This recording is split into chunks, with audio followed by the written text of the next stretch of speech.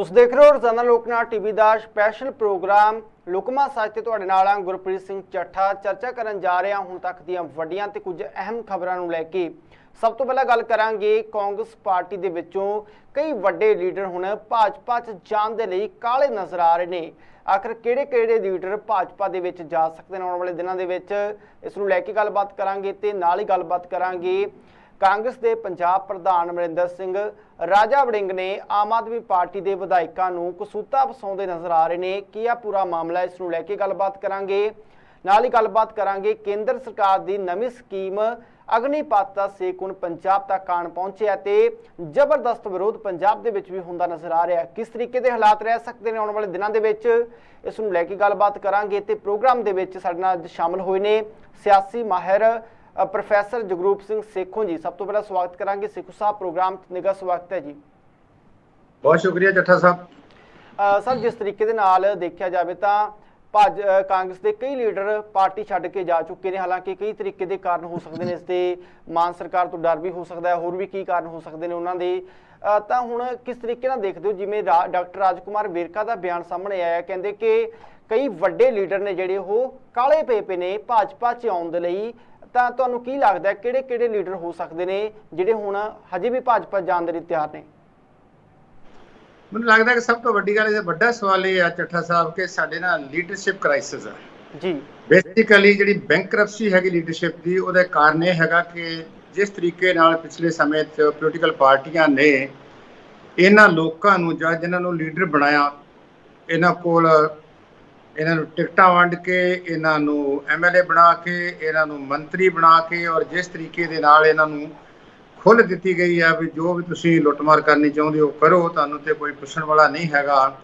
तो उस व्यक्ति नूं जिहड़ा घट्टो घट्ट तुसी हर चीज़ दे विच रिक्रूटमेंट करने वास्ते सोचदे हो भी किहड़ा व्यक्ति जिहड़ा हैगा ओहदे लई फिट है कि नहीं है। जिस तरीके दे नाल ये लीडर जिहड़े खास करके सारियां पार्टियां जी, पर हुण आपां मोटे तौर ते कहांगे रवायती पार्टियां दे विच आए आ, तुहानू सानू सारियां नूं पता है कि जां तां ये पैसे के जोर के नाल आए आ, जां नैटवर्क के जोर के नाल आए आ, जां परिवारक जिहड़ा कोई संबंधां के तौर ते नाल आए आ। इन्हां चों कोई मैरिट के उत्ते जिहड़ा हैगा पोलीटिकल पार्टी दे विच उहने ज्वाइन नहीं कीता। जिहड़े लोग पोलीटिकल पार्टियां लई काम करदे सीगे, जदों एमएलए बनदा वेला सीगा जां मंत्री बनदा वेला सी, उह सारिआं नूं पिछां तकता जांदा सीगा। ਅਸੀਂ ਦੇਖਿਆ कि पंजाब ਦੇ ਵਿੱਚ ਸਾਰਾ ਜਿਹੜਾ ਤੰਤਰ ਸੀਗਾ ਉਹ ਇਸ ਤਰੀਕੇ ਦੇ ਨਾਲ ਜਿਹਨੂੰ ਕਹਿੰਦੇ ਵੀ ਬੇੜਾ ਹੀ ਗਰਕ ਹੋ ਗਿਆ ਸੀਗਾ। ਤੇ ਉਹਦੇ ਵਿੱਚ ਹੁਣ ਤਾਂ ਇਹ ਲੱਗਦਾ ਵੀ ਸ਼ਾਇਦ ਹੀ ਕੋਈ ਆਦਮੀ ਬਚਿਆ ਹੋਵੇ ਜਾਂ ਬਹੁਤ ਘੱਟ ਲੋਕ ਹੋਣਗੇ ਜਿਹੜੇ ਹੈਗੇ ਆ ਇਸ ਜਿਹੜੀ ਬਿਮਾਰੀ ਤੋਂ, ਜਿਹੜੀ ਕਰਪਸ਼ਨ ਦੀ ਬਿਮਾਰੀ ਸੀ, ਜਾਂ ਜਿਹੜੀ ਲੁੱਟਮਾਰ ਦੀ ਬਿਮਾਰੀ ਸੀਗੀ, ਜਾਂ ਜਿਹੜੀ ਧੌਂਸ ਵਾਲੀ ਬਿਮਾਰੀ ਸੀਗੀ, ਜਾਂ ਆਪਣੇ ਤਰੀਕੇ ਨਾਲ ਕੰਮ ਕਰਨ ਦੀ ਬਿਮਾਰੀ ਸੀ, ਜਾਂ ਕਾਨੂੰਨਾਂ ਨੂੰ ਛਿੱਕੇ ਟੰਗ ਕੇ ਗਾਂਹ ਚੱਲਣ ਵਾਲੀ ਬਿਮਾਰੀ ਤੋਂ ਬਚਿਆ ਹੋਊਗਾ। ਹੁਣ ਹਾਲਾਤ ਇਹ ਹੋ ਗਿਆ ਕਿ ਇਸ ਵੇਲੇ ਕਿਉਂਕਿ ਨਵੀਂ ਸਰਕਾਰ ਆਈ ਆ, ਨਵੀਂ ਸਰਕਾਰ ਕੋਲ ਵੀ ਇਹੀ ਏਜੰਡਾ ਹੈਗਾ, ਕਿਉਂਕਿ ਲੋਕਾਂ ਨੇ ਬਹੁਤ ਦੁਖੀ ਹੋ ਕੇ ਇਹ ਜਿਹੜੀਆਂ ਪਾਰਟੀਆਂ ਦੇ ਲੀਡਰ ਸੀਗੇ, ਜਿਹੜੇ ਰਵਾਇਤੀ ਪਾਰਟੀਆਂ ਜਿਹਨਾਂ ਸ਼ਾਇਦ ਵੇਰਕਾ ਸਾਹਿਬ ਗੱਲ ਕਰ ਰਹੇ ਆ, ਵੇਰਕਾ ਸਾਹਿਬ ਖੁਦ ਜਿਹੜੇ ਸੀਗੇ ਅੱਜ ਤੋਂ 2-3 ਮਹੀਨੇ ਪਹਿਲਾਂ ਤੁਸੀਂ ਦੇਖਿਆ ਹੋਣਾ ਟੀਵੀ ਤੇ ਕਿਸ ਤਰੀਕੇ ਦੇ ਨਾਲ ਉੱਚੀ ਉੱਚੀ ਆਵਾਜ਼ ਦੇ ਵਿੱਚ ਮਗਲੇ ਪਾਸੇ ਸੋਨੀਆ ਗਾਂਧੀ ਦੀ, ਰਾਹੁਲ ਗਾਂਧੀ ਦੀ, ਪ੍ਰਿयंका ਗਾਂਧੀ ਦੀ ਫੋਟੋ ਲਾ ਕੇ ਤੇ ਕਿੰਨੀ ਉੱਚੀ ਉੱਚੀ ਆਵਾਜ਼ ਦੇ ਵਿੱਚ ਕਹਿੰਦੇ ਸੀਗੇ ਕਿ ਅਸੀਂ ਪੱਕੇ ਸਿਪਾਹੀ ਹਾਂ, ਅਸੀਂ ਪੈਦਾ ਕਾਂਗਰਸ 'ਚ ਹੋਏ ਹਾਂ, ਵੱਡੇ ਕਾਂਗਰਸ ਦੇ ਵਿੱਚ ਹੋਏ ਹਾਂ, ਕਾਂਗਰਸ ਨੇ ਸਾਨੂੰ ਬਹੁਤ ਕੁਝ ਦਿੱਤਾ ਵਾ ਤੇ ਅਖੀਰ ਤੇ ਅਸੀਂ ਜਿਹੜਾ ਅਖੀਰਲੇ ਦਮ ਤੱਕ ਕਾਂਗਰਸ ਦੇ ਨਾਲ ਨਿਭਾਂਗੇ। ਔਰ ਜਿਹੜੇ ਦੇਖ ਰਹੇ ਆ ਕਿ ਇੱਕ ਹਾਰ ਨੇ ਇਹਨਾਂ ਨੂੰ ਕਿੱਦਾਂ ਬੁਖਲਾੜ ਦੇ ਵਿੱਚ ਲਿਆਂਦਾ, ਇੱਕ ਹਾਰ ਨੇ ਕਿੱਦਾਂ ਇਹਨਾਂ ਨੂੰ ਪੱਖਾਂ ਤੋਂ ਹੌਲੇ ਕਰਤਾ, ਔਰ ਇੱਕ ਹਾਰ ਦੀ ਵਜ੍ਹਾ ਕਰਕੇ ਕਿੱਦਾਂ ਇਹ ਉਸ ਪਾਰਟੀ ਦਾ ਸਾਥ ਦੇਣ ਨੂੰ ਜਾ ਰਿਹਾ ਜਿਸ ਪਾਰਟੀ ਨੂੰ ਪੰਜਾਬ ਦੇ ਲੋਕਾਂ ਨੇ ਬਹੁਤ ਬੁਰੀ ਤਰ੍ਹਾਂ ਨਕਾਰ ਦਿੱਤਾ। ਮੈਨੂੰ ਇਹ ਲੱਗਦਾ ਹੈ ਕਿ ਖਾਸ ਕਰਕੇ ਜਿਹੜੇ ਲੋਕ ਵੀ ਇਸ ਵੇਲੇ ਕਾਂਗਰਸ ਪਾਰਟੀ ਨੂੰ ਜਾਂ ਕਿਸੇ ਹੋਰ ਪਾਰਟੀ ਨੂੰ ਛੱਡ ਕੇ ਬੀਜੇਪੀ ਜਾ ਰਹੇ ਆ, ਉਹਨਾਂ ਤੋਂ ਵੱਡਾ ਕੋਈ ਡਰਪੋਕ ਨਹੀਂ ਹੋਊਗਾ। ਉਹਨਾਂ ਤੋਂ ਵੱਡਾ ਜਿਹੜਾ ਆਪਾਂ ਕਹਿ ਦਈਏ ਵੀ ਪੰਜਾਬ ਦਾ ਜਿਹਨੇ ਪਾਣੀ ਪੀਤਾ ਹੈ ਜਾਂ ਪੰਜਾਬ ਦਾ ਜਿਹਨੇ ਅੰਨ ਖਾਧਾ ਹੈ, ਉਹ ਮਤਲਬ ਉਹਦੇ ਤੇ ਮੈਂ ਕੀ ਕਹਿ ਸਕਦਾ ਤੋਂ ਅੱਗੇ ਹੋਰ ਕਿ ਜਿਹੜੇ ਉਸ ਪਾਸੇ ਡਰਦੇ ਜਾ ਰਹੇ ਆ। ਤਾਂ ਸਾਡੇ ਕੋਲ ਇਹ ਲੀਡਰਸ਼ਿਪ ਸੀਗੀ ਕਿ ਜਿਹੜੀ ਹੈ ਸੱਚਾਈ ਨੂੰ ਫੇਸ ਕਰਨ ਦੀ ਥਾਂ ਦੇ ਉੱਤੇ ਬੀਜੇਪੀ ਕੋਲ ਜਾ ਰਹੀ ਹੈ, ਕਿਉਂਕਿ ਬੀਜੇਪੀ ਸੈਂਟਰ ਦੇ ਵਿੱਚ ਬੈਠੀ ਆ। ਬੀਜੇਪੀ ਬਾਰੇ ਇੱਕ ਬਹੁਤ ਵੀ ਮਸ਼ਹੂਰ ਕਹਾਵਤ ਹੈ ਕਿ ਵਾਸ਼ਿੰਗ ਮਸ਼ੀਨ ਵਾ, ਕਿੱਦਾਂ ਦਾ ਵੀ ਬੰਦਾ ਲਿਆ ਕੇ ਤੁਸੀਂ ਬੀਜੇਪੀ ਜੁਆਇਨ ਕਰਾ ਲਓ, ਉਹ ਸਾਫ਼ ਸੁਥਰਾ ਹੋ ਕੇ ਦੂਸਰੇ ਪਾਸੇ ਨਿਕਲ ਜਾਂਦਾ। ਤਾਂ ਮੇਰਾ ਕਹਿਣ ਤੋਂ ਭਾਵ ਹੈਗਾ ਕਿ ਇਹ ਜਿਹੜੇ ਲੀਡਰਸ ਜਿਹੜੇ ਉਸ ਪਾਸੇ ਵੱਲ ਜਾ ਰਹੇ ਆ, ਜਿਨ੍ਹਾਂ ਨੂੰ ਵੇਰਕਾ ਸਾਹਿਬ ਕਹਿ ਰਹੇ ਆ, ਮੈਨੂੰ ਤਾਂ ਕਈ ਵਾਰੀ ਸ਼ਰਮ ਆਉਂਦੀ ਆ ਵੀ ਅਸੀਂ ਉਸ ਸਟੇਟ ਦੇ ਮਤਲਬ ਬਸ਼ਿੰਦੇ ਆ ਜਿਹਦੇ ਵਿੱਚ ਸਾਡੇ ਕੋਲ ਇਸ ਕਿਸਮ ਦੀ ਲੀਡਰਸ਼ਿਪ ਹੈਗੀ ਆ, ਇਸ ਕਿਸਮ ਦੇ ਸਾਡੇ ਨੇਤਾ ਰਹੇ ਆ, ਇਸ ਕਿਸਮ ਦੇ ਸਾਡੇ ਐਮਐਲਏ ਰਹੇ ਆ। ਚੰਗੀ ਗੱਲ ਹੈ ਕਿ ਇਸ ਹਾਰ ਨੇ ਇਹਨਾਂ ਸਾਰਿਆਂ ਨੂੰ ਨੰਗਿਆ ਕੀਤਾ, ਔਰ ਇਹ ਲੋਕ ਜਿਹੜੇ ਸੱਚਾਈ ਨੂੰ ਫੇਸ ਕਰਨ ਦੀ ਥਾਂ ਦੇ ਉੱਤੇ ਜਾਂ ਜੋ ਇਹਨਾਂ ਨੇ ਕਾਲੇ ਕੰਮ ਕੀਤੇ ਆ, ਚਾਹੇ ਉਹ ਕਰਪਸ਼ਨ ਦੇ ਤੌਰ ਦੇ ਉੱਤੇ, ਚਾਹੇ ਉਹ ਰੇਤ ਹੈ, ਚਾਹੇ ਬਜਰੀ ਹੈ, ਚਾਹੇ ਦੂਸਰਾ ਆਪਣਾ ਸ਼ਰਾਬ ਦੇ ਠੇਕੇਦਾਰੀ ਹੈ, ਜਾਂ ਧੱਕੇਸ਼ਾਹੀ ਹੈ, ਜਾਂ ਲੋਕਾਂ ਦੇ ਪਰਚੇ ਪਾਉਣ ਵਾਲੀ ਗੱਲ ਹੈ, ਉਹਦੇ ਤੋਂ ਇਹ ਹੈਗਾ ਕਿ ਕਿਸ ਤਰੀਕੇ ਦੇ ਨਾਲ ਇਹਨਾਂ ਨੇ ਜਿਹੜਾ ਹੈਗਾ ਪੰਜਾਬ ਨੂੰ ਜਿਹੜਾ ਲੁੱਟਿਆ ਪੁੱਟਿਆ ਵਾ। ਤੇ ਹੁਣ ਇਹ ਉਸ ਪਾਸੇ ਜਾਣ ਦਾ ਮਤਲਬ ਇਹੋ ਹੀ ਹੈਗਾ ਕਿ ਸੱਚਾਈ ਨੂੰ ਫੇਸ ਨਹੀਂ ਕਰਦੇ। ਜਾਣ ਜਿਹੜੇ ਜਾਂਦੇ ਆ ਬੀਜੇਪੀ ਕੋਲੋਂ ਕਿੰਨੀ ਦੇਰ ਤੱਕ ਉਹ ਜਾਣਗੇ, ਬੀਜੇਪੀ ਉਹਨਾਂ ਨੂੰ ਕਿੰਨਾ ਚਿਰ ਬਚਾਊਗੀ। ਜੇ ਉਹਨਾਂ ਦੇ ਖਿਲਾਫ ਕੋਈ ਪ੍ਰੂਫ ਹੁੰਦਾ, ਮੈਨੂੰ ਨਹੀਂ ਲੱਗਦਾ ਕਿ ਬੀਜੇਪੀ ਇੰਨੀ ਵੱਡੀ ਪਾਰਟੀ ਆ ਇਹੋ ਜਿਹੇ ਲੋਕਾਂ ਨੂੰ, ਜਿਹੜੇ ਲੋਕਾਂ ਦੇ ਉੱਤੇ ਇੱਥੇ ਕੇਸ ਚੱਲਣੇ ਆ, ਜਾਂ ਜਿਹੜੇ ਲੋਕਾਂ ਨੇ ਪੰਜਾਬ ਦੇ ਨਾਲ ਧੋਖਾ ਕੀਤਾ ਵਾ, ਦਗਾ ਕੀਤਾ ਵਾ, ਕਿੰਨਾ ਚਿਰ ਉਹਨਾਂ ਨੂੰ ਆਪਣੇ ਕੋਲ ਰੱਖੂਗੀ। ਇਹ ਵੀ ਨਹੀਂ ਹੈਗਾ ਕਿ ਬੀਜੇਪੀ ਨੇ ਸਦਾ ਤਾਕਤ ਦੇ ਵਿੱਚ ਰਹਿਣਾ ਹੈ। 2024 ਤੁਸੀਂ ਦੇਖਿਓ ਵੀ ਕਿਸ ਕਿਸਮ ਦੀਆਂ परिस्थितियां ਜਿਹੜੀਆਂ ਬਦਲਦੀਆਂ ਹੈ। ਤਾਂ ਮੇਰਾ ਕਹਿਣ ਤੋਂ ਭਾਵ ਹੈਗਾ ਕਿ ਹੁਣ ਤਾਂ ਉਹੀ ਲੋਕ ਉੱਥੇ ਜਾ ਰਹੇ ਆ ਜਿਨ੍ਹਾਂ ਨੂੰ ਡਰ ਪੈ ਗਿਆ ਕਿ ਘੱਟੋ ਘੱਟ ਜਿਹੜੀ, ਕਿਉਂਕਿ ਕੁਝ ਮਸਲੇ ਇਹੋ ਜਿਹੇ ਹੈਗੇ ਆ, ਖਾਸ ਕਰਕੇ ਜਿੱਦਾਂ ਫੂਡ ਪ੍ਰੋਕਿਉਰਮੈਂਟ ਦਾ ਮਸਲਾ ਹੈਗਾ, ਮਾਈਨਿੰਗ ਦਾ ਮਸਲਾ ਹੈਗਾ, এনवायरमेंट ਦਾ ਮਸਲਾ ਹੈਗਾ, ਇਹਦੇ ਵਿੱਚ ਈਡੀ ਵੀ ਇਨਵੋਲਵ ਹੁੰਦੀ ਆ। ਔਰ ਈਡੀ ਸਿੱਧੇ ਤੌਰ ਤੇ ਬੀਜੇਪੀ ਦੇ ਕੋਲ ਹੈਗੀ ਆ। ਪੰਜਾਬ ਤਾਂ ਸਿਰਫ ਆਪਣੀ ਵਿਜੀਲੈਂਸ ਜਿਹੜੀ ਬਿਊਰੋ ਦੇ ਥਰੂ ਜਿਹੜਾ ਨਾ ਕੋਈ ਐਕਸ਼ਨ ਲੈ ਸਕਦਾ। ਤਾਂ ਮੇਰਾ ਖਿਆਲ ਆ ਕਿ ਇਹ ਜਿਹੜੇ ਉਹਨਾਂ ਨੇ ਅੱਜ ਗੱਲ ਕਹੀ ਆ, ਉਹਨਾਂ ਨੂੰ ਘੱਟੋ ਘੱਟ ਇਹ ਲੱਗਦਾ ਵੀ ਅਸੀਂ ਈਡੀ ਤੋਂ ਬਚ ਜਾਵਾਂਗੇ, ਸੀਬੀਆਈ ਤੋਂ ਬਚ ਜਾਵਾਂਗੇ, ਜਾਂ ਹੋਰ ਜਿਹੜੀਆਂ ਸੈਂਟਰਲ ਏਜੰਸੀ ਉਹਨਾਂ ਤੋਂ ਬਚ ਜਾਵਾਂਗੇ, ਤਾਂ ਕਿ ਅਸੀਂ ਜਿਹੜਾ ਹੈਗਾ ਵਾ ਆਪਣੀ ਚਮੜੀ ਬਚਾ ਸਕੀਏ। ਤਾਂ ਜਿਹੜੇ ਵੀ ਲੀਡਰ ਚਾਹੁੰਦੇ, ਤੁਹਾਡੇ ਸਾਹਮਣੇ ਹੈਗਾ ਵੀ ਕਿਸ ਤਰੀਕੇ ਦੇ ਨਾਲ ਹੁਣ ਕਾਂਗਰਸ ਦੇ ਲੋਕਾਂ ਦੇ ਉੱਤੇ ਜਿਹੜਾ ਉਹਨਾਂ ਦਾ ਚਿੱਠਾ ਖੁੱਲ ਰਿਹਾ ਵਾ। ਅਜੇ ਥੋੜੀ ਹੱਦ ਤੱਕ ਅਕਾਲੀ ਬਚਿਆ ਕਿਉਂਕਿ ਪਿਛਲੇ 5 ਸਾਲ ਤਾਕਤ ਦੇ ਵਿੱਚ ਨਹੀਂ ਰਹੇ। ਤਾਂ ਜਾਣ ਦੀ ਵੱਡੀ ਤਿਆਰੀ ਜਿਹੜੀ ਉਹਨਾਂ ਦੀ, ਖਾਸ ਕਰਕੇ ਜਿਹੜੇ ਨਹੀਂ ਚੁਣੇ ਗਏ ਜਾਂ ਜਿਹੜੇ ਇਲੈਕਟ ਨਹੀਂ ਹੋਏ ਜਾਂ ਜਿਨ੍ਹਾਂ ਨੂੰ ਰਿਜੈਕਟ ਕਰ ਦਿੱਤਾ ਵਾ, ਉਹਨਾਂ 'ਚ ਬਹੁਤ ਜ਼ਿਆਦੀ ਆ। ਪਰ ਇਹ ਵੀ ਹੋ ਸਕਦਾ ਕਿ ਕੋਈ ਜਿਹੜੇ ਚੁਣੇ ਹੋਏ ਲੀਡਰ ਹੈਗੇ ਆ, ਇੱਕ ਦੋ ਵੀ ਹੋ ਸਕਦੀ ਆ, ਪਰ ਉਹ ਜੇ ਜਾਣਗੇ ਉਸ ਪਾਸੇ ਵੱਲ ਤੇ ਉਹਨਾਂ ਦੀ ਸਮੱਸਿਆ ਹੋਊਗੀ ਕਿ ਉਹਨਾਂ ਦੀ ਮੈਂਬਰਸ਼ਿਪ ਖਤਮ ਹੋ ਜਾਊਗੀ, ਜਾਂ ਉਹਨਾਂ ਦੀ ਜਿਹੜੀ ਹੈਗੀ ਉਹ ਡਿਸਕੁਆਲੀਫਾਈ ਹੋ ਜਾਣਗੇ। ਸੋ ਕਿਉਂਕਿ ਇਸ ਵੇਲੇ ਇਹ ਸਪੀਕਰ ਸਾਹਿਬ ਦੇ ਹੱਥ ਦੇ ਵਿੱਚ ਹੈਗਾ ਵਾ ਜੀ, ਕਿਸ ਵੇਲੇ ਕਿੰਨੀ ਜਲਦੀ ਉਹਨੂੰ ਡਿਸਕੁਆਲੀਫਾਈ ਕਰਨਾ। ਪਿਛਲੇ ਸਮੇਂ 'ਚ ਅਸੀਂ ਇਹ ਵੀ ਦੇਖਿਆ ਕਾਂਗਰਸ ਦੇ ਰਜੀਮ ਦੇ ਵਿੱਚ ਕਿ ਆਮ ਆਦਮੀ ਪਾਰਟੀ ਦਾ ਸੁਖਪਾਲ ਖਹਿਰਾ ਹੁਣੀ ਕਿੰਨੇ ਲੋਕ ਆਣ ਕੇ ਬੈਠੇ ਰਹੇ ਤੇ ਉਹਨਾਂ ਨੂੰ ਡਿਸਕੁਆਲੀਫਾਈ ਨਹੀਂ ਕੀਤਾ, ਉਹ ਤੇ ਕੋਈ ਫੈਸਲਾ ਹੀ ਨਹੀਂ ਕੀਤਾ। ਤਾਂ ਇਸ ਕਰਕੇ ਜਿਹੜੀ ਉਹਨਾਂ ਨੇ ਗੱਲ ਕੀਤੀ ਵੀ ਬਹੁਤ ਸਾਰੇ ਲੋਕ ਜਾ ਰਹੇ, ਜਾਣ ਦੋ, ਪੰਜਾਬ ਦੇ ਲੋਕ ਦੇਖ ਰਹੇ ਆ। ਔਰ ਜਿਹੜੇ ਇਸ ਵੇਲੇ ਕਾਂਗਰਸ ਨੂੰ ਜਾਂ ਆਪਣੀ ਹੋਰ ਪਾਰਟੀ ਨੂੰ, ਜਿਹਦੇ ਵਿੱਚੋਂ ਅੱਜ ਤੋਂ 3-4 ਮਹੀਨੇ ਸੌਂਵਾਂ ਖਾਂਦੇ ਸੀ, ਜੇ ਉਹਨੂੰ ਛੱਡ ਕੇ ਜਾ ਰਹੇ ਆ, ਤੇ ਮੇਰਾ ਖਿਆਲ ਆ ਕਿ ਪੰਜਾਬ ਦੇ ਲੋਕ ਆਉਣ ਵਾਲੇ ਸਮੇਂ 'ਚ ਕਿਸੇ ਵੀ ਪਾਰਟੀ ਚਲੇ ਜਾਣ, ਕਿੰਨੇ ਵੀ ਦੁੱਧ ਧੋਤੇ ਹੋ ਜਾਣ, ਇਹਨਾਂ ਦਾ ਪੰਜਾਬ ਦੀ ਰਾਜਨੀਤੀ ਦੇ ਵਿੱਚ ਆਪਣੇ ਪੈਰ ਜਮਾਉਣੇ ਮੈਨੂੰ ਲੱਗਦਾ ਘੱਟੋ ਘੱਟ ਕਿ ਉਹ ਕਾਫੀ ਮੁਸ਼ਕਲ ਹੋਊਗਾ, ਕਿਉਂਕਿ ਇਹਨਾਂ ਨੂੰ ਬਹੁਤ ਵੱਡੇ ਸਵਾਲਾਂ ਦੇ ਜਵਾਬ ਦੇਣੇ ਪੈਣਗੇ। ਔਰ ਇਹਨਾਂ ਦਾ ਤਾਂ ਕਈ ਵਾਰੀ ਉਹ ਵੀ ਕੰਮ ਹੋ ਸਕਦਾ ਵੀ ਨਾ ਉਹ ਕਰਦੇ ਰਹਿਣਗੇ, ਨਾ ਉਹ ਘਾਟਦੇ ਰਹਿਣਗੇ। ਤੇ ਅਲਟੀਮੇਟਲੀ ਇਹਨਾਂ ਲੋਕਾਂ ਦੀ ਜਿਹੜੀ ਜ਼ਿੰਦਗੀ ਹੈਗੀ, ਖਾਸ ਕਰਕੇ ਰਾਜਨੀਤਿਕ ਜ਼ਿੰਦਗੀ ਜਿਹੜੀ ਆ, ਉਹ ਆਪਣੀ ਜ਼ਿੰਦਗੀ ਨੂੰ ਦਾਅ ਤੇ ਲਾਉਣ ਜਾ ਰਹੇ ਆ। ਬਿਲਕੁਲ, ਜਿਸ ਤਰੀਕੇ ਨਾਲ ਤੁਸੀਂ ਲੀਡਰਸ਼ਿਪ ਦੀ ਵੀ ਗੱਲ ਕਹੀ ਸੀਗੀ, ਹਾਲਾਂਕਿ ਜੋ ਵੀ ਹਾਲਾਤ ਬਣਦੇ ਨਜ਼ਰ ਆ ਰਹੇ ਨੇ ਤਾਂ ਇਹ ਗੰਭੀਰ ਹਾਲਾਤ ਨੇ ਕਾਂਗਰਸ ਪਾਰਟੀ ਦੇ। ਤੇ ਜੇ ਲੀਡਰਸ਼ਿਪ ਦੀ ਗੱਲ ਕੀਤੀ ਜਾਵੇ, ਰਾਜਾ ਵੜਿੰਗ ਇਸ ਵਕਤ ਪ੍ਰਧਾਨ ਨੇ ਪੰਜਾਬ ਕਾਂਗਰਸ ਦੇ, ਤੇ ਉਧਰ ਆਪਾਂ ਹਾਈਕਮਾਨ ਦੀ ਗੱਲ ਕਰ ਲਈਏ, ਗਾਂਧੀ ਪਰਿਵਾਰ ਦੇ ਹੱਥਾਂ ਦੇ ਵਿੱਚ ਜਿਸ ਤਰੀਕੇ ਨਾਲ ਕਾਂਗਰਸ ਦੀ ਲੀਡਰਸ਼ਿਪ, ਤਾਂ ਲੀਡਰਸ਼ਿਪ ਆਪਣਾ ਜਿਹੜਾ ਰੋਲ ਹੈ ਸਹੀ ਢੰਗ ਦੇ ਨਾਲ ਨਿਭਾਉਣ ਦੇ ਵਿੱਚ ਕਾਮਯਾਬ ਹੈ ਜੇਕਰ ਹੁਣ ਦੇ ਹਾਲਾਤ ਦੇਖੇ ਜਾਣ? कोई भी पॉलिटिकल पार्टी को ਇਹੋ ਜਿਹੀ ਲੀਡਰਸ਼ਿਪ ਨਹੀਂ ਹੈਗੀ, ਕਿਸੇ ਵੀ ਪੋਲੀਟੀਕਲ ਪਾਰਟੀ ਨੈਸ਼ਨਲ ਦੇ ਕੋਲ। ਕਾਂਗਰਸ ਕੀ, ਬੀਜੇਪੀ ਕੋਲ ਕੌਣ ਹੈ? ਅੱਜ ਬੀਜੇਪੀ ਦਾ ਰਾਜ ਜਾਂਦਾ ਰਹੇ, ਸਾਰੇ ਲੋਕ ਦੂਸਰੇ ਪਾਸੇ ਹੋ ਜਾਣਗੇ। ਕਿਉਂਕਿ ਪਿਛਲੇ ਸਮੇਂ ਦੇ ਵਿੱਚ ਇਹ ਹੋਇਆ ਸੀਗਾ ਕਿ ਜਿਹੜੀ ਰਾਜਨੀਤੀ ਹੈਗੀ ਆ ਉਹ ਮਨੀ ਪਾਵਰ ਨਾਲ ਚੱਲਦੀ ਆ, ਮਸਲ ਪਾਵਰ ਨਾਲ ਚੱਲਦੀ ਆ। ਰਾਜਨੀਤੀ ਦੇ ਵਿੱਚ ਵੈਲਿਊ ਦੀ ਕੋਈ ਸਪੇਸ ਨਹੀਂ ਹੈ, ਧਾਰਨਾ ਬਣ ਗਈ ਸੀਗੀ। ਰਾਜਨੀਤੀ ਦੇ ਵਿੱਚ ਜਿਹੜੇ ਹੈਗੇ ਆ ਉਹ ਮੀਨਸ ਕੋਈ ਵੀ ਅਡਾਪਟ ਕਰੋ, ਐਂਡ ਜਿਹੜੇ ਉਹ ਜਸਟੀਫਾਈ ਕਰਦੇ ਆ। तो इस करके कोई भी पार्टी देख लो, किसी भी पार्टी का ढांचा देख लो, जिस पार्टी की सरकार होंदी है ओदी पार्टी वड्डी हो जाती है, जिस पार्टी की सरकार चली जाती है ओदी पार्टी जिहड़ी खिसक जाती है।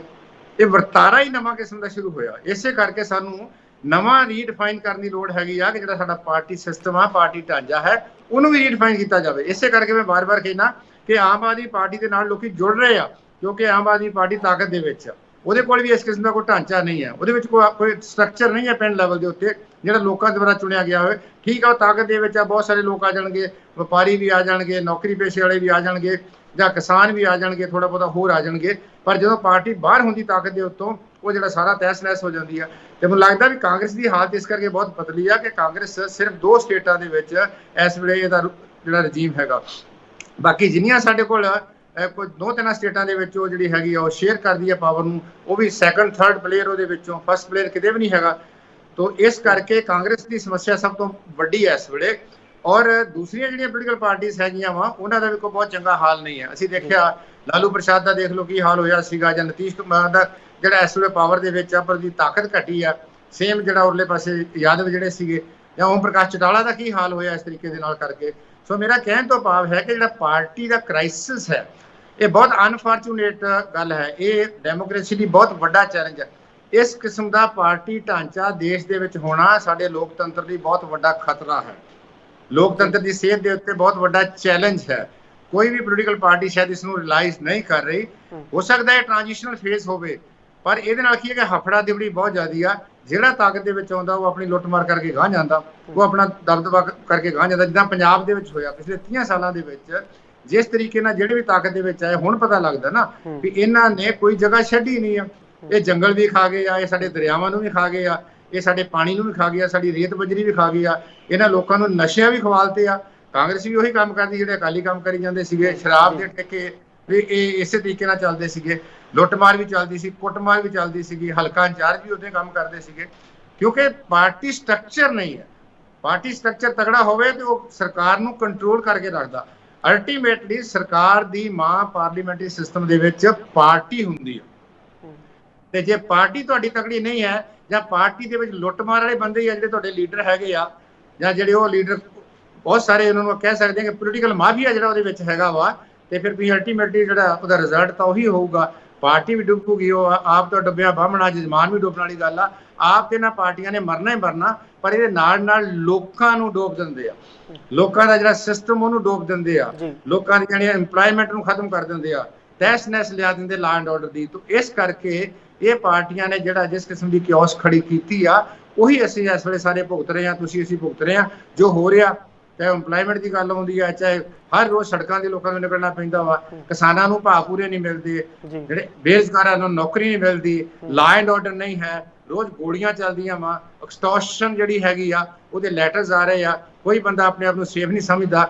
ਔਰ ਦੇਸ਼ ਦੇ ਵਿੱਚ ਤੁਸੀਂ ਦੇਖਿਆ ਹੋਣਾ ਕਿ ਪਹਿਲੇ ਲੰਮੇ ਸਮੇਂ ਦੇ ਵਿੱਚ, ਪਹਿਲੇ 8 ਸਾਲਾਂ ਦੇ 5.5 ਲੱਖ ਜਿਹੜੇ ਪੈਸੇ ਵਾਲੇ ਲੋਕ ਸੀ ਉਹ ਬਾਹਰ ਚਲੇ ਗਏ। ਇਸ ਸਾਲ ਦੇ ਵਿੱਚ ਸ਼ਾਇਦ ਖਬਰ ਆਈ ਹੈ ਕਿ 8000 ਧਨੀ ਬੰਦੇ ਇੱਥੋਂ ਛੱਡ ਰਹੇ ਆ। ਇੱਥੇ ਤਾਂ ਰਹਿ ਜਾ ਜਿਹੜੀ ਰੈਜ਼ੀਡਿਊ ਪਾਪੂਲੇਸ਼ਨ, ਜਿਹੜੀ ਬਚੀ ਖੁਚੇ ਲੋਕ ਹੈਗੇ ਆ, ਕੀ ਕਰਨਗੇ? ਭੁੱਖ ਨੰਗ ਨਹੀਂ ਘੁਲਣਗੇ ਜੇ ਸਾਰੀ ਤੁਹਾਡੀ ਕੈਪੀਟਲ ਬਾਹਰ ਜਾ ਰਹੀ ਆ, ਪੜ੍ਹੇ ਲਿਖੇ ਲੋਕ ਬਾਹਰ ਜਾ ਰਹੇ ਆ। ਪੰਜਾਬ ਦੇ ਵਿੱਚ ਤਾਂ ਹਾਲ ਹੋਰ ਮਾੜਾ ਹੋ ਗਿਆ। ਸੋ ਮੇਰਾ ਕਹਿਣ ਤੋਂ ਭਾਵ ਹੈਗਾ ਕਿ ਇਹ ਸਾਰਾ ਇੰਬੈਲੈਂਸ ਜਿਹੜਾ ਹੈਗਾ, ਜਦੋਂ ਤੁਹਾਡਾ ਇਹ ਪਾਰਟੀ ਸਟਰਕਚਰ ਹੈਗਾ ਜਿਹਦੇ ਬੇਸਿਸ ਦੇ ਉੱਤੇ ਤੁਸੀਂ ਰੂਲ ਆਫ ਜਿਹੜਾ ਲਾ ਲਾਗੂ ਕਰਨਾ ਹੁੰਦਾ ਜਾਂ ਰੂਲ ਚਲਾਉਣਾ ਹੁੰਦਾ, ਉਹ ਆਟੋਮੈਟਿਕਲੀ ਸਾਰਾ ਕੁਝ ਕਿਓਸ ਆਉਂਦੀ ਆ, ਕਲੈਪਸ ਹੁੰਦਾ ਵਾ। ਇਹਦਾ ਸਾਰੇ ਦਾ ਸਾਰਾ ਖਮਿਆਜਾ ਜਿਹੜਾ ਵਾ ਉਹ ਤੁਹਾਨੂੰ, ਸਾਨੂੰ, ਆਮ ਲੋਕਾਂ ਨੂੰ ਭੁਗਤਣਾ ਪੈਂਦਾ। ਜੀ ਬਿਲਕੁਲ। ਤੇ ਨਾਲ ਹੀ ਗੱਲ ਕਰਾਂਗੇ ਸਿੱਖੋ ਸਾਹਿਬ ਅਮਰਿੰਦਰ ਸਿੰਘ ਰਾਜਾ ਵੜਿੰਗ ਦੀ। ਤਾਂ ਜਿਸ ਤਰੀਕੇ ਨਾਲ ਜੋਗਿੰਦਰ ਸਿੰਘ ਭੂਆ ਤੇ ਕਾਰਵਾਈ ਹੋਈ ਹੈ, ਤਾਂ ਉਸ ਨੂੰ ਲੈ ਕੇ ਉਹਨਾਂ ਨੇ ਕਿਹਾ ਹੈ ਕਿ ਆਮ ਆਦਮੀ ਪਾਰਟੀ ਦੇ ਵੀ ਇੱਕ ਐਮਐਲਏ ਦੇ ਉੱਤੇ ਜਿਹੜਾ ਮਾਮਲਾ ਦਰਜ ਹੋਇਆ ਸੀਗਾ, ਪਰ ਗ੍ਰਿਫਤਾਰੀ ਉਹਨਾਂ ਦੀ ਨਹੀਂ ਹੋਈ। ਕਹਿੰਦੇ ਬਦਲਾਖੋਰੀ ਦੇ ਤਹਿਤ ਸਭ ਕੁਝ ਕੀਤਾ ਜਾ ਰਿਹਾ ਹੈ। ਤਾਂ ਤੁਸੀਂ ਕਿਵੇਂ ਦੇਖ ਰਹੇ ਹੋ? ਜੇਕਰ ਸਹੀ ਨੇ ਉਹ, ਤਾਂ ਫਿਰ ਡਰਨ ਦੀ ਕੀ ਲੋੜ ਹੈ? ਇਹ ਬਾਰੇ ਮੈਨੂੰ ਪਤਾ ਨਹੀਂ ਕਿ ਉਹ ਕਿਹੜੇ ਐਮਐਲਏ ਬਾਰੇ ਕਹਿੰਦੇ ਆ। ਆਮ ਆਦਮੀ ਪਾਰਟੀ ਦੇ ਐਮਐਲਏ ਵੀ ਕੋਈ ਦੁੱਧ ਧੋਤੇ ਨਹੀਂ, ਉਹ ਤੇ ਕਾਂਗਰਸ ਚੋਂ ਆਏ ਆ। ਤੁਸੀਂ ਦੇਖੋ ਕਿੰਨੇ ਬੰਦੇ ਜਿਹੜੇ ਕਾਂਗਰਸ ਵਿੱਚੋਂ ਆਏ ਆ, ਕਿੰਨੇ ਬੰਦੇ ਅਕਾਲੀਆਂ ਦੇ ਵਿੱਚੋਂ ਆਏ ਆ, ਕਿੰਨੇ ਬੰਦੇ ਹੋਰ ਆਰਐਸਐਸ ਵਾਲੇ ਪਾਸੇ ਤੋਂ ਆਏ ਆ। ਤੇ ਇਹ ਕੋਈ ਬੰਦੇ ਇਹਨਾਂ ਨੇ ਉੱਤੋਂ ਤੇ ਨਹੀਂ ਲੈ ਕੇ। ਹਾਂ, ਇਹਨਾਂ ਦੀ ਜ਼ਿੰਮੇਵਾਰੀ ਹੁਣ ਬਣਦੀ ਆ ਤੇ ਹੁਣ ਇਹਨਾਂ ਦੇ ਉੱਤੇ ਨਿਗਾਹ ਰੱਖਣ। ਜੇ ਉਦਾਂ ਦਾ ਹੋਇਆ ਜਿੱਦਾਂ ਉਹਨਾਂ ਨੇ ਆਪਣੇ ਮੰਤਰੀ ਦੇ ਖਿਲਾਫ ਕੀਤੀ ਆ, ਐਮਐਲਏ ਦੇ ਖਿਲਾਫ ਵੀ ਕਰਨੀ ਚਾਹੀਦੀ ਆ। ਇਸ ਵੇਲੇ ਐਡਵਾਂਟੇਜ ਆਮ ਆਦਮੀ ਪਾਰਟੀ ਦਾ ਇਹ ਹੈਗਾ ਕਿ ਇਹਦੇ ਕੋਲ 92 ਜਿਹੜੇ ਹੈਗੇ ਐਮਐਲਏ ਆ। ਜੇ ਇਹ 10 15 20 ਝਾੜ ਵੀ ਦੇਣਗੇ, ਜਾਂ 10 20 15 ਨੂੰ ਜਿਹੜਾ ਹੈਗਾ ਜੇਲ੍ਹ ਦੇ ਵਿੱਚ ਸੁੱਟ ਵੀ ਦੇਣਗੇ, ਜਾਂ ਇਹ ਘੱਟੋ ਘੱਟ 25 30 ਨੂੰ ਵੀ ਸੁੱਟ ਦੇਣਗੇ ਜੇਲ੍ਹ ਦੇ ਵਿੱਚ, ਜਾਂ ਉਹਨਾਂ ਦੇ ਕੇਸ ਕਰ ਦੇਣਗੇ, ਤੇ ਇਹ ਪੰਜਾਬ ਲਈ ਬਹੁਤ ਵੱਡਾ ਭਲਾ ਕਰ ਰਹੇ ਹੋਣਗੇ ਜੀ। ਭਗਵੰਤ ਮਾਨ 5 ਸਾਲ ਤਾਂ ਰਜੀਮ ਆਪਣਾ ਰੂਲ ਕਰੂਗਾ, ਪਰ ਜਿਹੜੀ ਉਹ ਗੱਲ ਕਹਿੰਦਾ ਕਿ ਮੈਂ ਪੰਜਾਬ ਦੇ ਵਿੱਚ ਨਵੀਂ ਲੀਹ ਪਾਉਣੀ ਆ, ਪੰਜਾਬ ਦਾ ਨੂੰ ਭੱਠਾ ਬਿਠਾ ਲਿਆ ਵਾ। ਮੇਰਾ ਖਿਆਲ ਆ ਕਿ ਜੇ ਉਹ ਇਹੋ ਜਿਹੀ ਕੋਈ ਗੱਲ ਹੈਗੀ ਆ, ਰਾਜਾ ਵੜਿੰਗ ਨੂੰ ਖੁੱਲ ਕੇ ਉਹ ਗੱਲ ਦੱਸਣੀ ਚਾਹੀਦੀ। ਮੈਂ ਕਿਉਂਕਿ ਇਹਦੇ ਬਾਰੇ ਨਾ ਸੁਣਿਆ ਜਾਂ ਨਾ ਮੈਂ ਪੜ੍ਹੇ, ਤੁਹਾਡੇ ਕੋਲ ਸੁਣ ਰਿਹਾ ਵਾਂ। ਹੋ ਸਕਦਾ ਉਹਨਾਂ ਕੋਲ ਪ੍ਰੂਫ ਹੋਣ। ਇਹ ਗੱਲ ਠੀਕ ਆ ਕਿ ਅਜੇ ਵੀ ਬਹੁਤ ਸਾਰੇ ਉਹ ਕੰਮ ਚੱਲਦੇ ਆ। ਅਜੇ ਵੀ ਜਿਹੜਾ ਹੈਗਾ ਪੈਸੇ ਧੇਲੇ ਲੈਣ ਦੇਣ ਦਾ ਕੰਮ ਜੋ ਮਰਜ਼ੀ ਕਹੀ ਜਾਣੋ, ਬੰਦ ਨਹੀਂ ਹੋਇਆ। ਥੋੜਾ ਬਹੁਤਾ ਕਿਸੇ ਨਾ ਕਿਸੇ ਤਰੀਕੇ ਨਾਲ ਚੱਲੀ ਜਾਂਦਾ ਵਾ। ਅਫਸਰ ਵੀ ਉਸੇ ਤਰੀਕੇ ਨਾਲ ਕਰਨ ਡਏ ਆ। ਖਾਸ ਕਰਕੇ ਜਿਹੜੇ ਤਹਿਸੀਲਾਂ ਵਾਲਾ ਮਹਿਕਮਾ ਹੈਗਾ, ਉਹ 'ਚ ਬਹੁਤ ਜ਼ਿਆਦਾ ਫਰਕ ਨਹੀਂ ਪਿਆ, ਕਿਉਂਕਿ ਉਹਦੇ ਵਿੱਚ ਅਜੇ ਵੀ ਉਹ ਜਿਹੜੇ ਲਿਖਣ ਵਾਲੇ ਹੁੰਦੇ, ਵਸੀਕਾ ਨਵੀਸ ਹੁੰਦੇ ਆ, ਉਹ ਸਾਰਾ ਜਿਹੜਾ ਜੁਗਾੜ ਜਿਹੜਾ ਉਸੇ ਤਰੀਕੇ ਨਾਲ ਚੱਲੀ ਜਾਂਦਾ ਵਾ। ਪਰ ਇਹ ਕਿਉਂਕਿ ਇਸ ਸਰਕਾਰ ਨੂੰ ਆਪਾਂ ਕਹਿੰਦੇ ਕਿ ਬਹੁਤ ਥੋੜਾ ਸਮਾਂ ਹੋਇਆ, ਇਹਨਾਂ ਨੇ ਬਹੁਤ ਕੁਝ ਚੰਗੇ ਜਿਹੜੇ ਹੈਗੇ ਐਕਸ਼ਨ ਵੀ ਲਏ ਆ। ਸਾਰਾ ਉਹ ਜਿਹੜਾ ਖਾਸ ਕਰਕੇ ਮਾਲ ਮਹਿਕਮੇ ਦਾ ਸਟ੍ਰਾਈਕ ਤੇ ਚਲੇ ਗਏ ਸੀਗੇ, ਉਹ ਸਾਰੇ ਨੂੰ ਬਦਲ ਦਿੱਤਾ, ਰੀਸਟਰਕਚਰਿੰਗ ਕੀਤੀ ਆ। ਤਾਂ ਚੰਗੀ ਗੱਲ ਇਹ ਹੁੰਦੀ ਆ ਵੀ ਜੇ ਇਹ ਐਮਐਲਏ ਬੇਸਿਕਲੀ ਇਹ ਕਮਾਂਡਰ ਆ ਆਪਣੇ ਹਲਕੇ ਦੇ, ਚੀਫ ਮਿਨਿਸਟਰ ਹੈਗਾ ਵਾ ਪੰਜਾਬ ਦਾ, ਮੰਤਰੀ ਵੀ ਕਮਾਂਡਰ ਹੈਗੇ ਆਪਣੇ ਮਹਿਕਮੇ ਦੇ ਸਾਰੇ ਪੰਜਾਬ ਦੇ। ਜੇ ਇਹ ਕੋਈ ਗਲਤ ਕੰਮ ਕਰਦੇ ਆ ਜਾਂ ਇਹਨਾਂ ਤੇ ਡਾਊਟ ਹੁੰਦੀ ਆ, ਇਹਦੀ ਇਨਕੁਆਇਰੀ ਕਰਾ ਕੇ ਮੈਨੂੰ ਲੱਗਦਾ ਵੀ ਇਹਨਾਂ ਨੂੰ ਨਾਲੋਂ ਨਾਲ, ਜਿੱਦਾਂ ਹੁੰਦਾ ਨਾ ਕਾਂ ਟੰਗਣ ਵਾਲੀ ਗੱਲ ਆ, ਉਹ ਟੰਗਦੇ ਰਹਿਣਾ ਚਾਹੀਦਾ ਤਾਂ ਕਿ ਆਪੋਜੀਸ਼ਨ ਪਾਰਟੀਆਂ ਨੂੰ ਇਹ ਮੌਕਾ ਨਾ ਮਿਲੇ। ਬਿਲਕੁਲ ਲੋਕਾਂ ਦੀ ਰਾਏ ਦੋ ਧਾਰੀ ਹੁੰਦੀ ਆ। ਅੱਜ ਕੱਲ ਬਹੁਤਾ ਸਮਾਂ ਨਹੀਂ ਲੱਗਦਾ। ਜੇ ਹੁਣ ਲੋਕੀ ਭਗਵੰਤ ਮਾਨ ਦੇ ਨਾਲ ਹੈਗੇ ਆ ਤੇ ਜੇ ਕੋਈ ਇੱਕ ਵੀ ਉਹਨਾਂ ਨੇ ਕੰਮ ਉਦਾਂ ਦਾ ਕਰ ਦਿੱਤਾ ਤੇ ਸਾਰੇ ਲੋਕੀ ਜਿਹੜੇ ਪਲਟ ਕੇ ਦੂਸਰੇ ਪਾਸੇ ਹੋ ਜਾਣਗੇ। ਤਾਂ ਮੇਰਾ ਖਿਆਲ ਹੈ ਕਿ ਰਾਜਾ ਵੜਿੰਗ ਸਾਹਿਬ ਨੂੰ ਖੁੱਲ ਕੇ ਦੱਸਣਾ ਚਾਹੀਦਾ। ਉਹਦੇ ਡਾਕੂਮੈਂਟ ਜਿਹੜੇ ਹੈਗੇ, ਸੋਸ਼ਲ ਮੀਡੀਆ ਹੈਗਾ, ਇਲੈਕਟ੍ਰੋਨਿਕ ਪ੍ਰਿੰਟ ਮੀਡੀਆ ਹੈਗਾ, ਉਹਦੇ ਵਿੱਚ ਲਿਆਉਣੇ ਚਾਹੀਦੇ ਆ। ਤੇ ਮੈਨੂੰ ਲੱਗਦਾ ਹੈ ਕਿਉਂਕਿ ਆਮ ਆਦਮੀ ਪਾਰਟੀ ਮੈਜੋਰਟੀ ਪੱਖੋਂ ਬਹੁਤ ਕੰਫਰਟੇਬਲ ਆ। ਇਹਦਾ ਕਾਰਨ ਹੈ ਪੰਜਾਬ ਦੇ ਲੋਕਾਂ ਨੇ ਇਸੇ ਕਰਕੇ ਇਸ ਸਰਕਾਰ ਨੂੰ ਲੰਬਾ ਰੱਸਾ ਦਿੱਤਾ ਹੈ। ਇਸੇ ਕਰਕੇ ਉਹਨਾਂ ਨੂੰ ਏਡੀ ਵੱਡੀ ਮੈਜੋਰਟੀ ਦਿੱਤੀ ਆ। ਭਾਈ 5 ਸਾਲਾਂ ਬਾਅਦ ਅਸੀਂ ਇਹ ਨਹੀਂ ਸੁਣਨਾ ਕਿ ਸਾਡੇ ਮੈਜੋਰਟੀ ਨਹੀਂ ਸੀ, ਸਾਡੀ ਮਜਬੂਰੀ ਸੀਗੀ। ਹੁਣ ਉਹਨਾਂ ਦੀ ਕੋਈ ਮਜਬੂਰੀ ਨਹੀਂ ਹੈ। ਔਰ ਜੇ ਉਹਨਾਂ ਨੂੰ ਲੱਗਦਾ ਕਿ ਕੋਈ ਇਦਾਂ ਦਾ ਕੰਮ ਕਰਦਾ ਤੇ ਉਹਦੇ ਖਿਲਾਫ ਐਕਸ਼ਨ ਲੈਣਾ ਬਹੁਤ ਜ਼ਰੂਰੀ ਹੈ। ਬਿਲਕੁਲ, ਤਾਂ ਦੇਖਣਾ ਹੋਵੇਗਾ ਕਿ ਅੱਗੇ ਆਮ ਆਦਮੀ ਪਾਰਟੀ ਦੇ ਵਿੱਚ ਕਿਸ ਤਰੀਕੇ ਦੇ ਐਕਸ਼ਨ ਹੁੰਦੇ ਨਜ਼ਰ ਆਉਂਦੇ ਨੇ। ਜਿਸ ਤਰੀਕੇ ਦੇ ਨਾਲ ਇਲਜ਼ਾਮ ਨੇ ਹੁਣ ਲਗਾਤਾਰ ਲੱਗਦੇ ਨਜ਼ਰ ਆ ਰਹੇ ਨੇ ਉਹਨਾਂ ਦੇ ਆਪਣੇ ਵਿਧਾਇਕਾਂ ਦੇ ਉੱਤੇ। ਨਾਲ ਹੀ ਗੱਲ ਕਰਾਂਗੇ ਸੇਖੋਂ ਸਾਹਿਬ, ਅਗਨੀਪਥ ਸਕੀਮ ਦੀ ਜਿਹੜੀ ਕੇਂਦਰ ਸਰਕਾਰ ਲੈ ਕੇ ਆਈ ਹੈ, ਦੇਸ਼ ਭਰ ਦੇ ਵਿੱਚ ਵਿਰੋਧ ਹੋ ਰਿਹਾ ਤੇ ਅੱਜ ਪੰਜਾਬ ਦੇ ਵਿੱਚ ਵੀ ਜ਼ਬਰਦਸਤ ਵਿਰੋਧ ਹੁੰਦਾ ਨਜ਼ਰ ਆਇਆ। ਜਿਸ ਤਰੀਕੇ ਨਾਲ ਤੁਸੀਂ ਪਹਿਲਾਂ ਵੀ ਗੱਲ ਕੀਤੀ ਸੀਗੀ ਅਨਐਮਪਲੋਇਮੈਂਟ ਦੀ, ਤਾਂ ਆਪਾਂ ਦੇਖਦੇ ਸੀਗੇ ਕਿ ਕੁਝ ਕੁ ਵਿਭਾਗ ਰਹਿ ਗਏ ਨੇ ਜਿਹੜੇ ਸਰਕਾਰੀ ਸੀਗੇ, ਪਰ ਉਸ ਨੂੰ ਵੀ ਹੁਣ ਠੇਕੇਦਾਰੀ ਸਿਸਟਮ ਦੇ ਵਿੱਚ ਤਬਦੀਲ ਕਰਨ ਦੇ ਵਿੱਚ ਸਰਕਾਰਾਂ ਨੇ ਨਜ਼ਰ ਆ ਰਹੀਆਂ ਨੇ। ਤਾਂ ਜਿਵੇਂ ਆਰਮੀ ਦੀ ਗੱਲ ਕੀਤੀ ਜਾਵੇ ਤਾਂ ਕੀ ਲੱਗਦਾ ਹੈ ਕਿ ਨੌਜਵਾਨਾਂ ਦੀ ਜਿਹੜੀ ਇਹ ਇੱਕ ਨੌਜਵਾਨਾਂ ਦਾ ਕਹਿ ਸਕਦੇ ਹਾਂ ਆਪਾਂ ਕਿ ਇੱਕ ਜੋ ਜਜ਼ਬਾਤ ਹੁੰਦਾ ਨੌਜਵਾਨਾਂ ਦੇ ਜਾਂ ਨੌਜਵਾਨਾਂ ਦੀ ਮਜਬੂਰੀ ਹੈ, ਉਹਦਾ ਫਾਇਦਾ ਚੁੱਕਦੀ ਨਜ਼ਰ ਆ ਰਹੀ ਹੈ ਹੁਣ ਸੈਂਟਰ ਗਵਰਨਮੈਂਟ ਜਿਸ ਤਰੀਕੇ ਨਾਲ ਸਕੀਮ ਲੈ ਕੇ ਆਉਂਦੀ ਹੈ? ਮੈਨੂੰ ਲੱਗਦਾ ਕਿ ਇੱਕ ਤਾਂ ਸਰਕਾਰ ਨੇ ਜਿਹੜੀ ਇਹ ਸਕੀਮ ਲਿਆਂਦੀ ਆ, ਇਹ ਬੜਾ ਮਤਲਬ ਉਸ ਨਾਜ਼ੁਕ ਮੋੜ ਤੇ ਲਿਆਂਦੀ ਆ ਕਿ ਜਦੋਂ ਦੇਸ਼ ਨੂੰ ਸਾਰੇ ਪਾਸਿਓਂ, ਖਾਸ ਕਰਕੇ ਜਿਹੜੇ ਸਾਡੇ ਪੜੋਸੀ ਦੇਸ਼ ਆ, ਉਹਨਾਂ ਤੋਂ ਬਹੁਤ ਵੱਡਾ ਚੈਲੰਜ ਹੈ। ਅਸੀਂ ਚਾਈਨਾ ਦਾ ਚੈਲੰਜ ਦੇਖ ਰਹੇ ਹਾਂ, ਅਸੀਂ ਪਾਕਿਸਤਾਨ ਦੇ ਨਾਲ ਸਾਡੇ ਰਿਲੇਸ਼ਨਸ਼ਿਪ ਜਿਹੜੇ ਹੈਗੇ ਉਹ ਅਸੀਂ ਉਧਰੋਂ ਚੈਲੰਜ ਦੇਖ ਰਹੇ ਹਾਂ। ਸ੍ਰੀਲੰਕਾ ਨਾਲ ਸਾਡਾ ਰਿਲੇਸ਼ਨਸ਼ਿਪ ਬਹੁਤ ਵਧੀਆ ਨਹੀਂ ਹੈ। ਨੇਪਾਲ ਦੇ ਨਾਲ ਜਾਂ ਗੁਆਂਢੀਆਂ ਦੇ ਨਾਲ ਸਾਡੇ ਸੰਬੰਧ ਬਹੁਤ ਵਧੀਆ ਨਹੀਂ ਹੈ।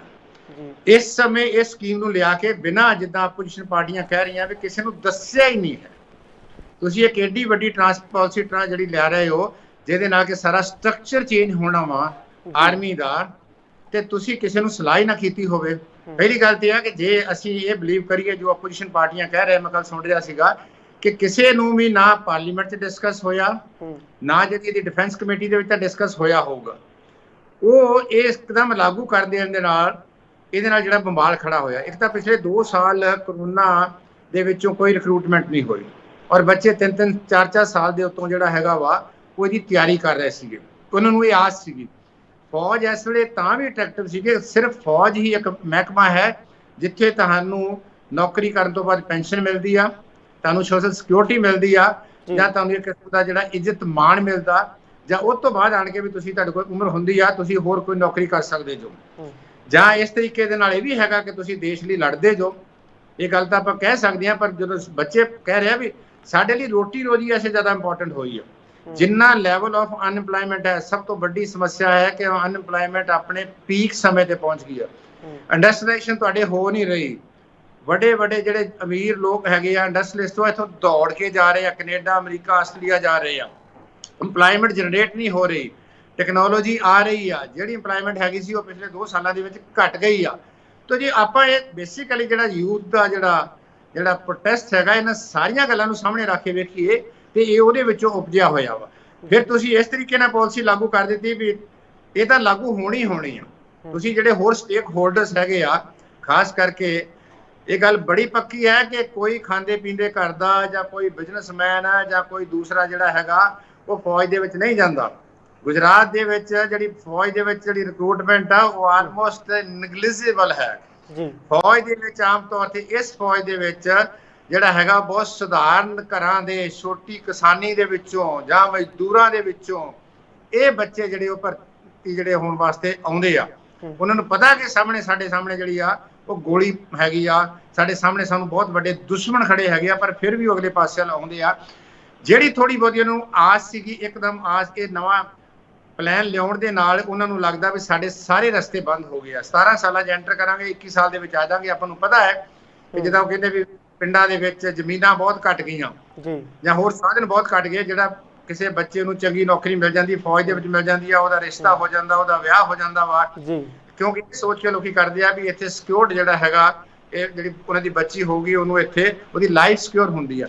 ਸੋ ਇਹ ਮੇਰਾ ਕਹਿਣ ਤੋਂ ਭਾਵ ਇਹ ਹੈਗਾ ਵਾ ਕਿ ਜਿਸ ਤਰੀਕੇ ਨਾਲ ਪਾਲਿਸੀ ਲਿਆਂਦੀ ਆ, ਇਹਦਾ ਵਿਰੋਧ ਜਿਹੜਾ ਹੈ ਨੈਚੁਰਲ ਆ, ਇਹਨੂੰ ਕਿਸੇ ਪੋਲੀਟੀਕਲ ਪਾਰਟੀ ਨਾਲ ਜੋੜਨਾ ਮੈਨੂੰ ਲੱਗਦਾ ਵੀ ਇਹ ਉਹੀ ਗੱਲ ਹੈਗੀ ਵੀ ਅਸੀਂ ਆਪਣੀ ਗੱਲ ਮਨਵਾ ਕੇ ਹੀ ਰੱਖਣੀ ਆ। ਦੂਸਰੀ ਗੱਲ ਇਹ ਹੈਗੀ ਆ ਕਿ ਕਿਸਾਨਾਂ ਦੇ ਪੁੱਤ ਜ਼ਿਆਦਾ ਹੁੰਦੇ ਇਹਦੇ ਵਿੱਚ। ਇਹ ਠੀਕ ਆ ਕਿ ਬਹੁਤ ਮਾੜਾ ਕੰਮ ਕੀਤਾ, ਵਾਇਲੈਂਸ ਨਹੀਂ ਹੋਣੀ ਚਾਹੀਦੀ ਜੀ, ਉਹਨਾਂ ਨੂੰ ਸਿੱਖਣਾ ਚਾਹੀਦਾ ਹੈ ਕਿਸਾਨਾਂ ਦੇ ਉੱਤੋਂ ਵੀ ਭਾਈ ਇੱਕ ਪੀਸਫੁਲ ਪ੍ਰੋਟੈਸਟ ਜਿਹੜਾ ਵਾ ਹੋਣਾ ਚਾਹੀਦਾ ਸੀ, ਕਿਉਂਕਿ ਕਿਸਾਨਾਂ ਨੇ ਵੀ ਇਹਨਾਂ ਦੀ ਜਿਹੜੀ ਕਾਲ ਨੂੰ ਜਿਹੜੀ ਹੈਗੀ ਆ, ਮੈਂ ਸੁਣ ਰਿਹਾ ਸੀਗਾ ਕਿ ਸ਼ਾਇਦ ਜਿਹੜੀ ਕਿਸਾਨ ਯੂਨੀਅਨ ਹੈਗੀ ਆ 30 ਤਰੀਕ ਨੂੰ ਉਹਨਾਂ ਨੇ ਵੀ ਕਾਲ ਦਿੱਤੀ। ਵੈਸਟਰਨ ਯੂਪੀ 'ਚ ਬਹੁਤ ਵੱਡੀ ਗਿਣਤੀ ਦੇ ਵਿੱਚ ਲੋਕ ਆਉਂਦੇ ਆ, ਈਸਟਰਨ ਯੂਪੀ ਦੇ ਵਿੱਚੋਂ ਆਉਂਦੇ ਆ, ਪੰਜਾਬ 'ਚੋਂ ਸ਼ਾਇਦ ਉਨੀ ਜ਼ਿਆਦਾ ਗਿਣਤੀ ਨਹੀਂ ਜਾਂਦੀ, ਹਰਿਆਣੇ ਦੇ ਵਿੱਚੋਂ ਹੈ, ਰਾਜਸਥਾਨ ਦੇ ਵਿੱਚੋਂ ਹੈ, ਝਾਰਖੰਡ ਦੇ ਵਿੱਚੋਂ ਹੈ। ਸੋ ਇਸੇ ਕਰਕੇ ਦੀ ਇੰਟੈਂਸਿਟੀ ਆਫ ਜਿਹੜੀ ਪ੍ਰੋਟੈਸਟ ਆ ਉੱਥੇ ਬਹੁਤ ਜ਼ਿਆਦਾ ਹੈ। ਤਾਂ ਸਰਕਾਰ ਨੇ ਇਹ ਕਾਹਲੀ ਨਾਲ ਲਿਆ ਹੋਇਆ ਯੂਨੀਲੈਟਰਲ ਫੈਸਲਾ, ਜਿੱਦਾਂ ਉਹਨਾਂ ਨੂੰ ਲੱਗਦਾ ਕਿ ਹੋਰ ਫੈਸਲੇ ਅਸੀਂ ਲੋਕਾਂ ਤੇ ਇੰਪਲੀਮੈਂਟ ਕਰ ਦਿੰਦੇ ਆ, ਉਹ ਉਹਦੇ ਕਰ ਦਿੱਤਾ।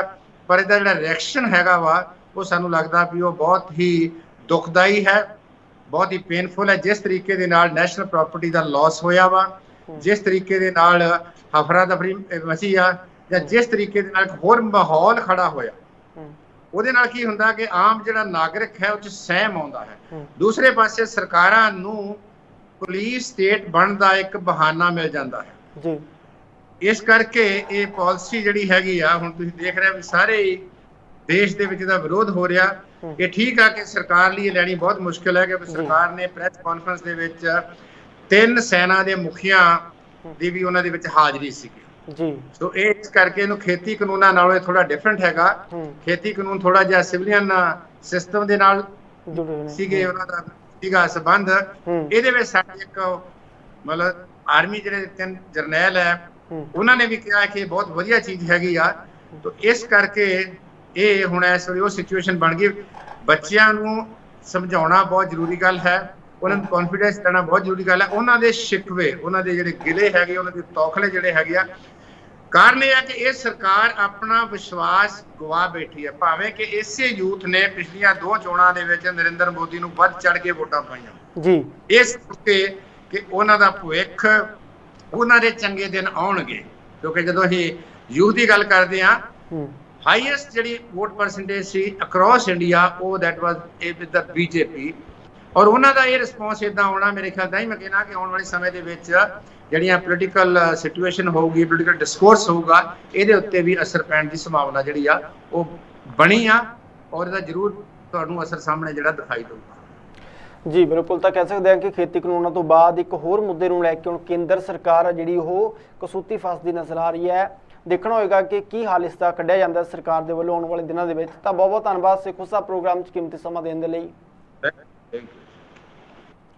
ਤਾਂ ਸਾਡੇ ਨਾਲ ਸਨ ਸਿਆਸੀ ਮਾਹਿਰ ਪ੍ਰੋਫੈਸਰ ਜਗਰੂਪ ਸਿੰਘ ਸੇਖੋਂ ਸਾਹਿਬ, ਜਿਨ੍ਹਾਂ ਨੇ तमाम ਖਬਰਾਂ ਨੂੰ ਲੈ ਕੇ ਬੜੇ ਵਧੀਆ ਢੰਗ ਦੇ ਨਾਲ ਆਪਣੇ ਵਿਚਾਰ ਤੇ ਆਪਣਾ ਪੱਖ ਰੱਖਿਆ। ਪ੍ਰੋਗਰਾਮ ਕਿਸ ਤਰੀਕੇ ਦਾ ਲੱਗਿਆ, ਕਮੈਂਟ ਕਰਕੇ ਤੁਸੀਂ ਆਪਣੀ ਰਾਏ, ਆਪਣੇ ਵਿਚਾਰ ਸਾਡੇ ਨਾਲ ਜ਼ਰੂਰ ਸਾਂਝੇ ਕਰ ਸਕਦੇ ਹੋ। ਇਸ ਪ੍ਰੋਗਰਾਮ ਦੇ ਮੁਤਲਕ ਇਸ ਪ੍ਰੋਗਰਾਮ 'ਚ ਫਿਲਹਾਲ ਇੰਨਾ ਹੀ। ਦਿਓ ਇਜਾਜ਼ਤ, ਧੰਨਵਾਦ।